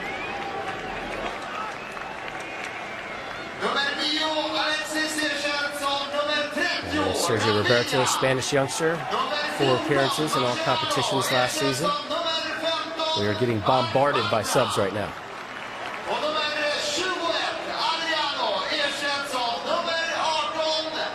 Berbatov on the field now for Manchester United. There he is. Interesting to see how much longer he is with them. You figure they can't do a whole lot with him until they sort out their whole Van Persie situation. And also with Michael Owen going, you know, both of them players with Berbatov, Welbeck gone off now. So it'll be a different type of style of football for Manchester United. They've got to go into Berbatov's feet because he's not going to run in behind like Welbeck would do. But yes, until they sort the situation of, he's going to have to just sit tight. He'll be very frustrated because his record as a goal scorer has been good. What credit to him though, he's not ever come out publicly and criticised the club or so. Alex Ferguson, he must be frustrated because he's a good player. He's a top player that should be playing, but it hasn't for whatever reason been whether his style of football or his manner at the club that's really worked out for him. But he's kept his dignity. Your forwards at the current time for Manchester United right now: Berbatov, Rooney, Chicharito, Welbeck, and Makeda, the young Italian international. But you would, and emphasise, just say really, Hernandez, Rooney and Welbeck is the strike force. Nani bumped off the ball. He already earned 1 penalty kick, won't get one here. And a quick break here. Barcelona streaking down the right side.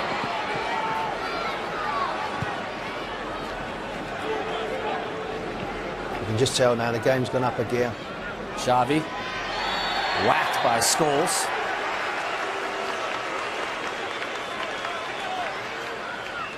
Again, no need to take that chance. Good pressure again. Good touch. I think there, he just slides. He just loses footing for me. We're talking about the first one. There was a bit of contact for there.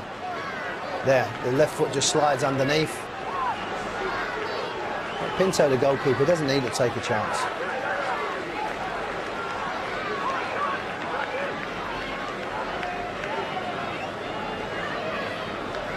Xavi sitting over this one.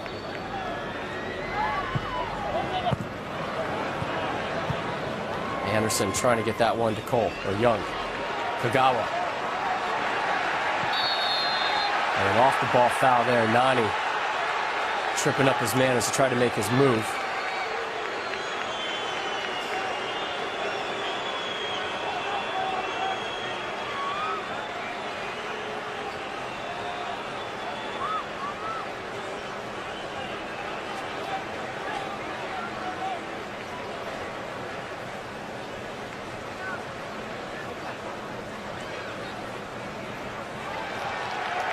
So the old double yellow in the 70th. There's no doubt the counter-attack was on. Just watch at the bottom of the screen here. He knows he's going to get away from him. So he pulls him back, Busquets, and then that little trip there. Busquets gets... It's not like Busquets to roll around 15 times either, is it, when he gets touched? But he knew Nani was away. Ferguson, that's why he's frustrated. Nani was off and Busquets takes one for the team, and then he rolls around after getting a touch on the ankle. A great shot there, Sir Alex Ferguson. So many times, it doesn't matter the sport, or really the country, your club is a stretch of who your manager is.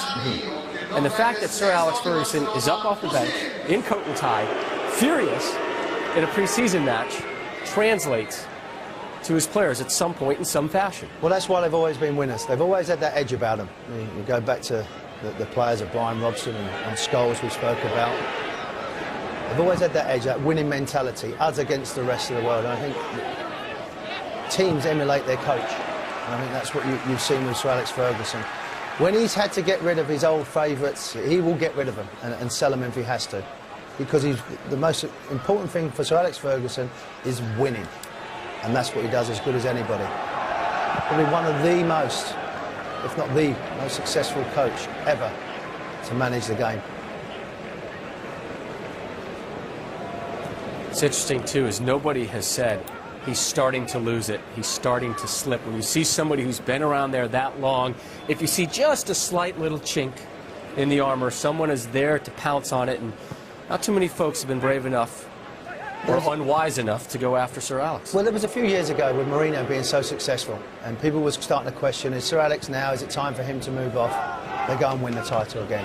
You know, what he's been able to do is generation, is move a generation of players through, but still be successful, still have that mentality. You know, going back to when they first started winning the EPL in the 90s, that generation would wear you down. They're strong. Then he brought in the Beckham, the Scholes, the Giggs, the Nevilles. These players all come through. Now again, he evolved with his team. Alba.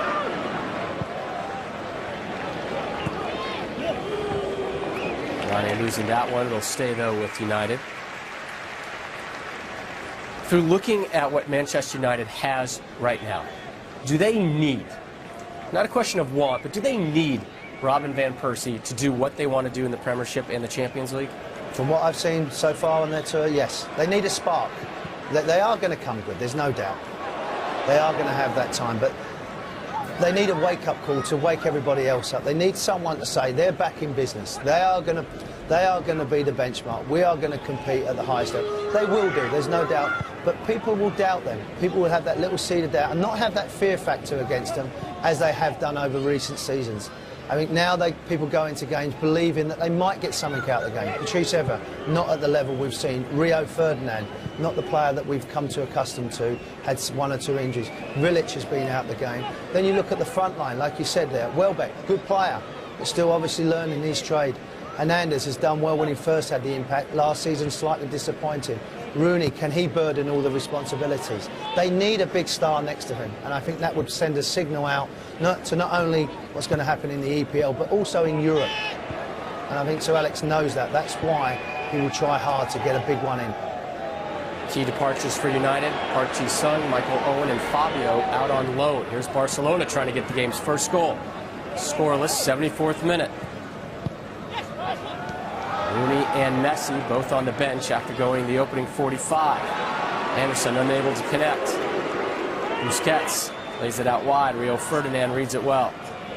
Ferdinand not included on the England roster for the Euros. Scholes chipping that one up. PK, second half sub, trying to find it.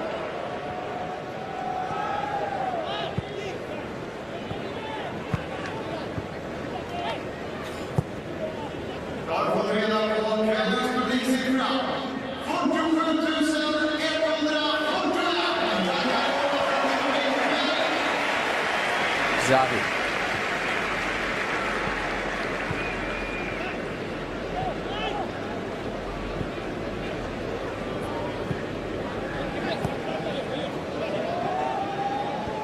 Affalay lays it off. Alba playing it back.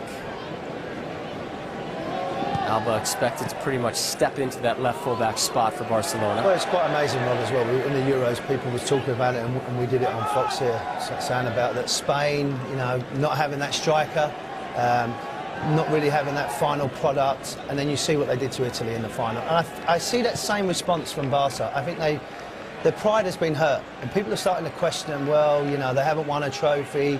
Have they still got that? And I think I see that. I see that in their eyes. I see it in the players' mentality. They don't want to come second best. And I think, you know, we see the response that Spain have had. And with the additions that they've made, the players they've got back, we said with Barcelona, it'd be very difficult, if not to say that we're back at Wembley in the Champions League final, looking to retain that trophy and win it. Final 15 minutes from Sweden. If this one ends up tied, we will go immediately to penalty kicks. Long-range effort. De Gea watches that one scoot wide. Afflay with the attempt.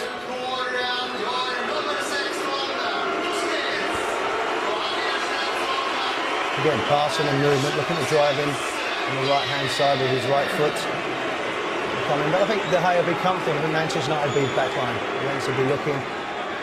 You can tell he's gone off now with Pedro. Busquets done. So Busquets coming off with all the boos that he's had. Sanchez in.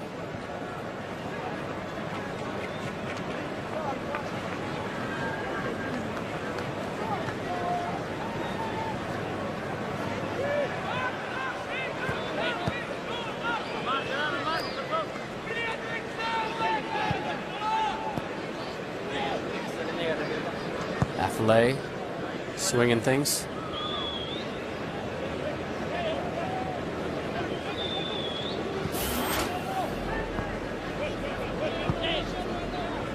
Manchester United looking at perhaps their second straight scoreless preseason match. I'm not sure if Sir Alex would be too concerned about not scoring the goals. I think what he's looking at his team is, at this part, and any coach is really looking at the fitness, cohesion in the team, the understanding with one or two new players. I think that was more of a concern than actually not scoring goals. And I think that's where Sir Alex will look and say, goals will come. Manchester United will always score goals, but I haven't seen that fluentness that we've come to expect going forward. Yes, you're playing against one of arguably the best teams in the world, but there's been periods where they've given the ball away and haven't been adventurous going forward. Xavi, 78th minute, corner kick bouncing in the box. Afflay sends it back in, harmless ball. David De Gea looked like he may go the full 90 here. Messi, who was subbed out at the break, went the full 90 in their last preseason match. The only field player to do that.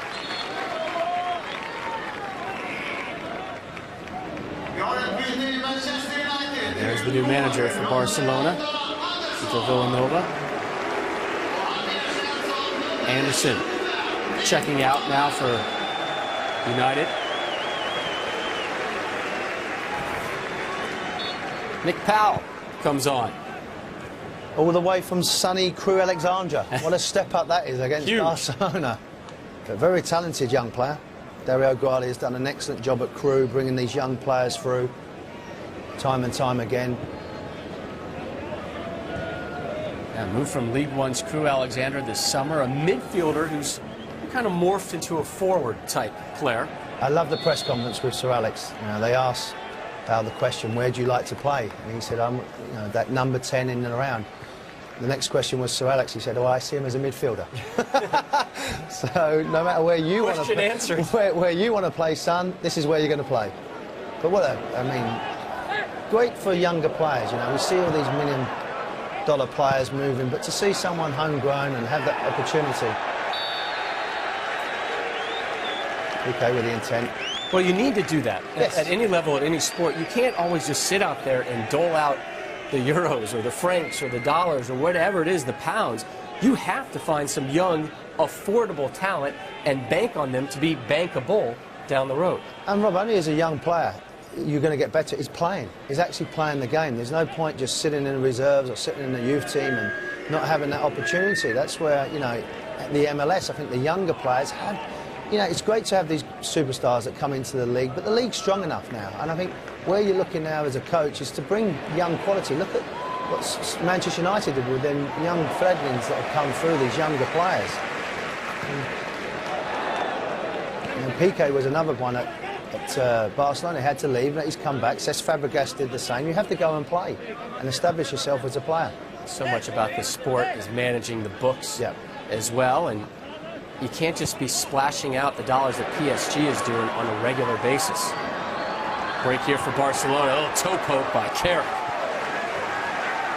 Mickey Carrick looking at every part of the centre. But going back to that, PSG and Manchester City, Manchester City had a fantastic youth policy, but maybe not at the level that Mancini wanted. They have to go and buy, like Chelsea did, buy a little bit of success. Then you can bring the young players through, go around the globe and start generating this academy that they have. Manchester United have done this over generations and built their players, as in Barcelona, with these type of players, the type of Pedro coming forward. But again, great defensive qualities there from Mickey Carrick. Valencia earning the corner kick for United, taken short. Here is Valencia. He and Nani working that right side. Just going back quickly to that financial conversation, you also have to be shrewd with your money so you are in a position to be able to splash big-time money when it's necessary and when that opportunity is there, because there's not always that player that you need, that you want that much. And right now, looking at the books for what Manchester United has, you have to think they've got enough. They always have enough, and they've got enough to make it financially sensible to make that move for Van Persie. Also as well, Rob, these type of clubs, there's only a certain pool of players that they're going to go and buy. You know, if you're a mid-table team, you've got a bigger pool to go and look for, because you can go and get, if you like, journeymen, players that are looking to emulate young players that have got potential. But these type of clubs need to either have young players that are going to bring through or the finished article. There's no in-between. There's no grey areas. You either buy a young prospect or you buy the real McCoy, the real deal. And I think that's what Sir Alex will try and do. He will try and go for, say, look, I've had one or two younger players that I've had that do well, but now I want to make a statement.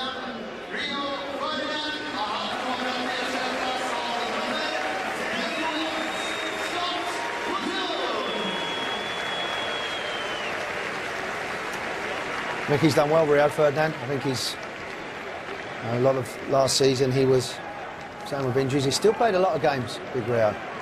I think he's again have that hunger and desire to come through and to be a figure. There's no doubt he was very, very upset not being involved in the Euros. Still felt he had the capabilities to do well.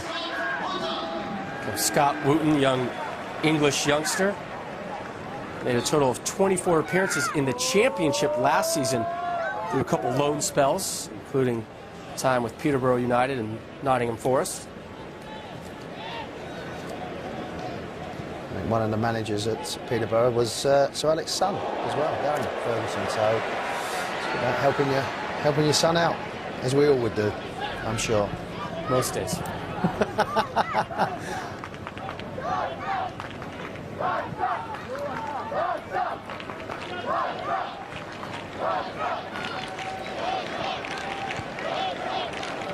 Wayne Rooney with the penalty kick in the closing stages of the first half, denied by Victor Valdez. That's why we're still at zeros. If you had to rate who was the stronger team in this preseason game, you'd have to give the nod, I think, to Barcelona right now in the 84th. I think great credit to the players that are still on there, the likes of Paul Scholes that have played, Patrice Evra, but you know, looking at Young and Nani. I think by and large, though, as well, Rob, it's because they haven't got players to bring on. They're playing Barcelona. I'm looking at their roster here. There's not a player that Barcelona have got. So that's why when they've took off these players, you know, you're talking about Iniesta and obviously Messi, these type of world-class players, the quality hasn't really dropped for Barcelona. But I think United, if they took off 4 of their players, they would find it hard throwing some of the kids on in this type of level. It's okay against lesser teams and you want to maybe have that 10, 15 minutes, but I think that's why we're seeing a lot of players play a lot of football.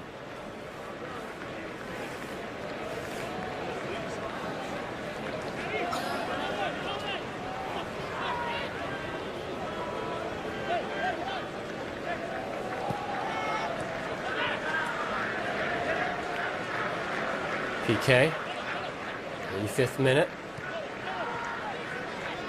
Fabregas. Get that one out wide. Alba, their new signing, drives that one in. Dangerous ball in the box. Young comes back for United.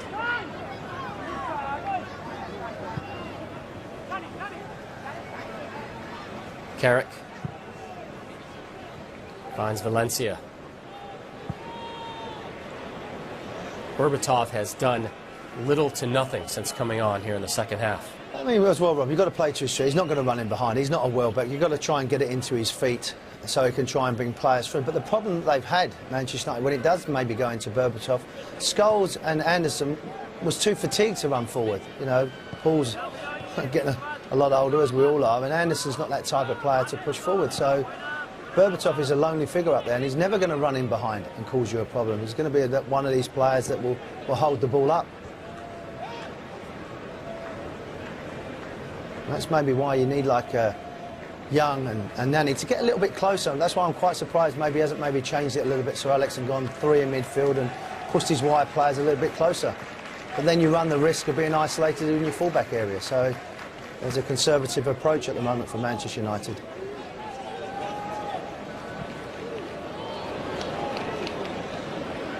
Evra back to his keeper. Valencia. Little scoop move. Takes a bump, earns the whistle. Well, he's done well, Valencia. I don't really, he's looked strong. Nice trickery here. He's got a bit of confidence about him.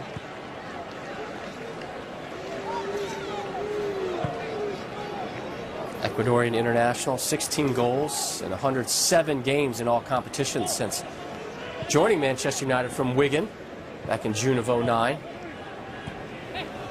There's quite a lot of eyebrows raised when he first went. You know, we'd said that from Wigan he'd done well, but we was expecting everybody in the EPL from him maybe to take a step up to if you like an Everton or a Tottenham, do well, and then maybe go to United. But Sir Alex has done great business again, getting someone on a cheaper price.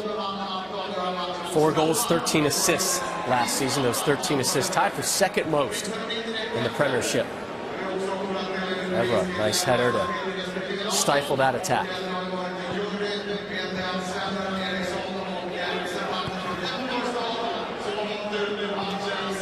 Just as I said, he's done well. He steps over and gives the ball away. Fabregas.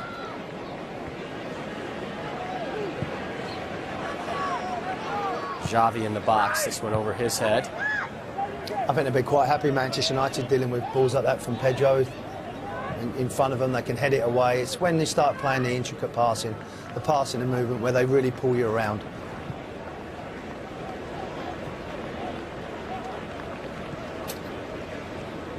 Alba.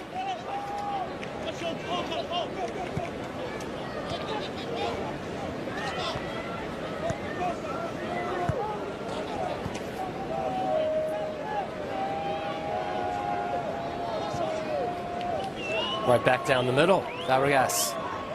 Affalay. Nice run. Alba keeps it in. Close down. Valencia. Poor ball in the box. Barcelona trying to make him pay, and Evra's there. Not the place to get cute.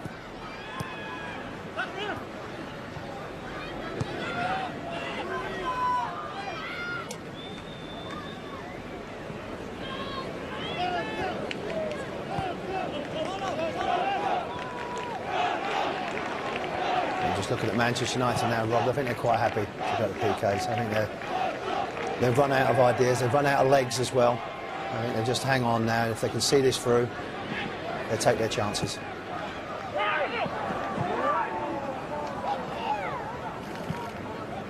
Valencia lofts it. Nani.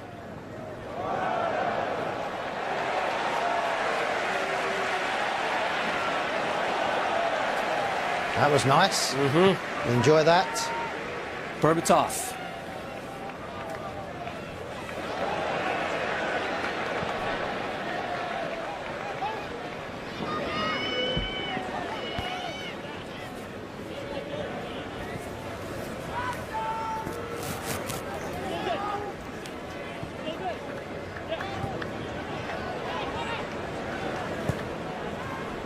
There's Carrick.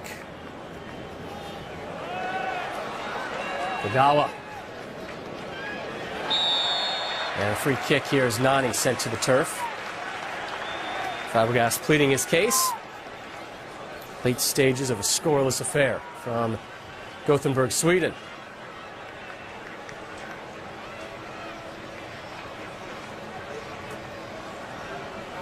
Då återstår det minst 2 minuter av matchen. Additional time 2 minutes.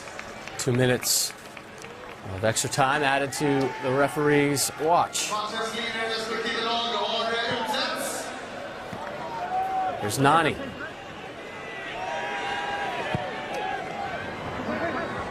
And not a sharp ball there. No, as you see there, just a bit lazy, as we said, with fatigue. That's where a concern for me, Manchester United, just in that final third, to have the endeavour to go forward, and it's been quite comfortable for Barca's back line. The PK missed just before half-time for Wayne Rooney, really disappointing, but they haven't really created too many opportunities.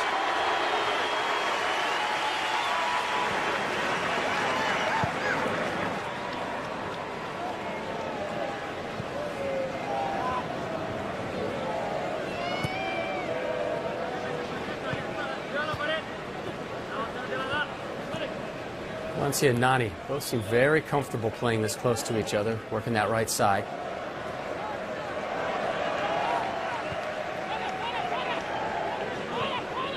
It's always good when you get a good understanding. United had that with Neville and Beckham, that Gary Neville pushed forward, Beckham would just maybe tuck round, or if he went forward, David would find him with a pass. And I think if you can get that understanding, that little unit, whether it's on the wide areas, full-back and wide players, centre midfield, we know how important it is centre D to have Ferdinand and Village. If you have them little components that you've got organised and disciplined, when you know where you're going, if you can get maybe 4 or 5 of them together, you've got a chance to be very, very strong domestically. Should be less than 30 seconds left in regulation here. Maybe the last chance. Alba. Affalay.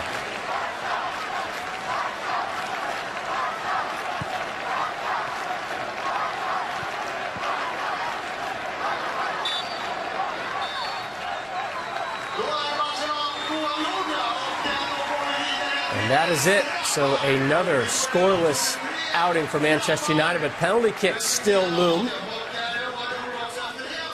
as we will have a winner in this preseason friendly. Kagawa, knowing perhaps his day isn't done yet. End of regulation. Barcelona 0, Manchester United 0. Both teams, at least for now, from what we can tell, coming out injury-free, which is one of the big components of matches like this. Also gaining a ton of experience playing top-flight competition before it really matters. Yeah, I think both coaches will look around and be satisfied in respect of no injuries. A couple of concerns that it could have been played, a little bit more chances created, but like you said, no injuries, getting some minutes under your belt, all part of the pre-season, all part of the bigger picture, which is at the start of the season coming up.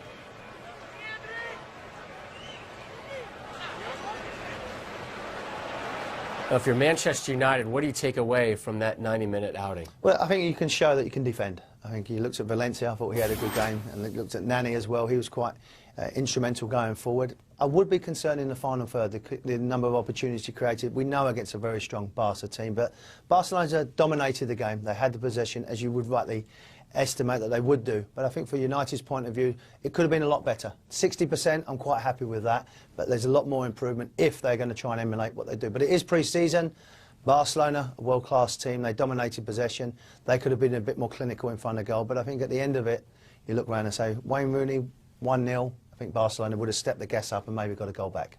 45 minutes for Wayne Rooney. Again, just 3 goals in pre-season for Manchester United. And I hate to make too much of it, because I do understand it is pre-season, your stars aren't going the full 90, but at some point, if that continues and they have one more left with Hanover, you're going to start saying to yourself, maybe we really do need Robin van Persie more than we already think we need him. Rob, that is a valid point. There's no doubt. You know, scoring goals pre-season is part of the game. It's part for strikers. It's goalkeepers keeping clean sheet, defenders being strong.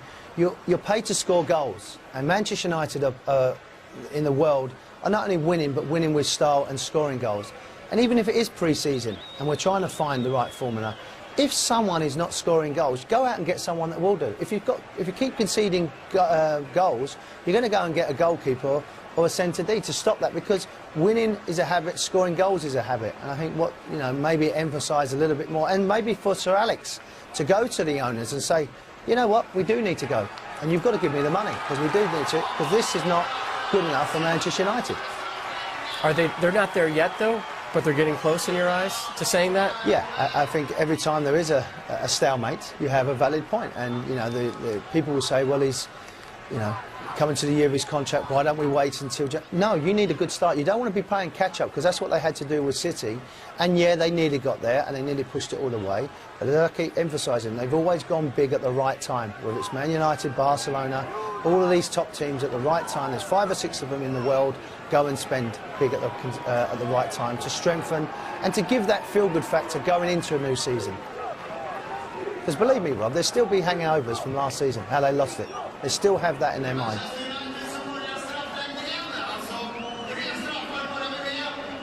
You get the sense, looking at some of the expressions of the players you saw, Xavi heading over to the official for the coin toss, and they're kind of looking at each other saying, really, we can't get into the showers yet?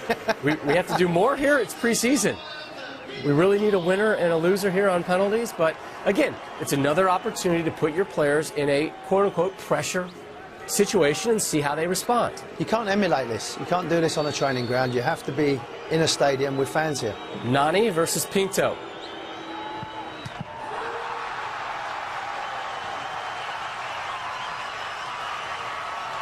The stutter step burns Nani. Yeah, just leaning back there. You don't need the goal line technology to say that didn't clear the line. And again, goal line technology coming to the Premiership this season. And not a moment too soon. I was going to say, my friend, you just took the words. You know where I stand on that one. No. So Xavi up first. According to the rules, there will only be 3 penalties taken per team, and Xavi buries that one. Good run up. Again, passes it in the net.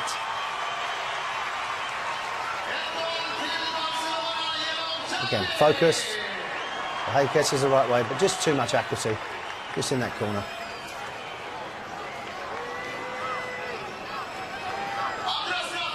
Ashley Young.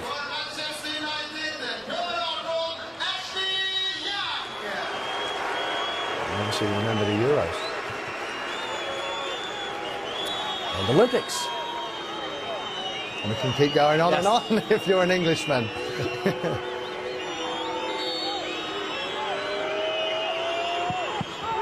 Nice save. Pinto.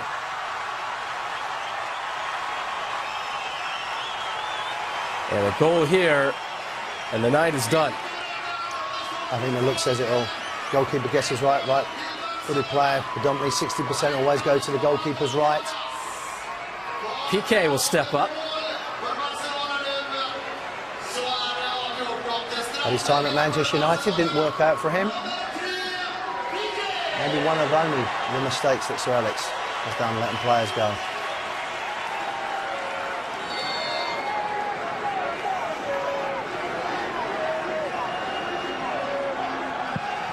And Barcelona takes it. Just need to be a bit more relaxed, PK, when he takes it. He takes it a little bit too serious, but yeah, very nonchalant, very confident. And it's a nice feeling to win. They're totally dominated. The best team have won the game. We can talk back about Wayne Rooney having that opportunity.